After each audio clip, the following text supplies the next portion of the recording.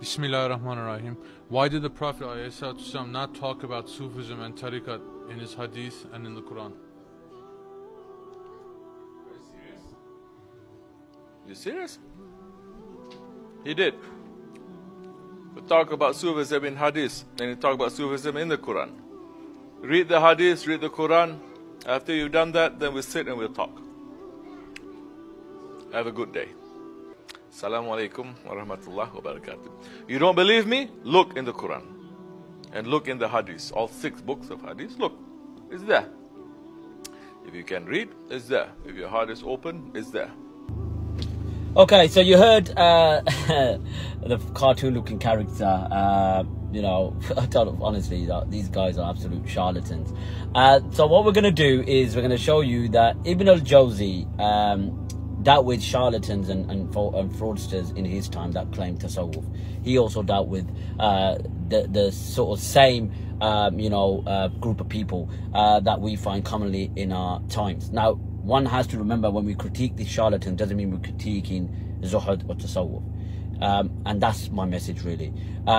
You heard the person, and these are the type of people that want to claim tasawwuf. And are you really indicating that these are the type of Sufis or so-called Sufis are the same as, you know, Muhammad al-Fatih and and all of the Sufis that were, you know, upon tasawwuf, like Umar Mukhtar, Imam Shamil? Mate, no, it's not. So let's go into what's it called, Ibn al-Jawzi's book Talbis Iblis, to show you what he thought of the Sufis of his time.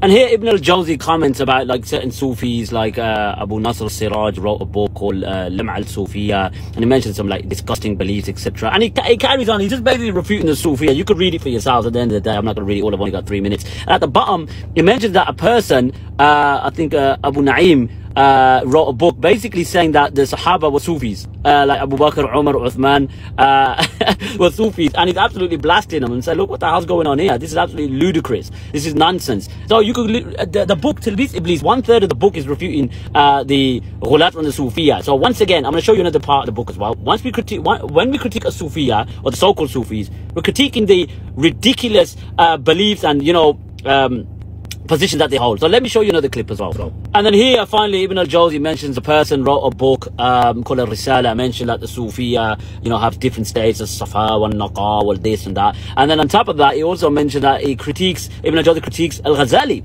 and he says that he holds beliefs like, you know, the prophets or the awliya concede the angels and the prophets, etc. So once again, what I'm saying is, you could claim it and we can critique your nonsensical beliefs.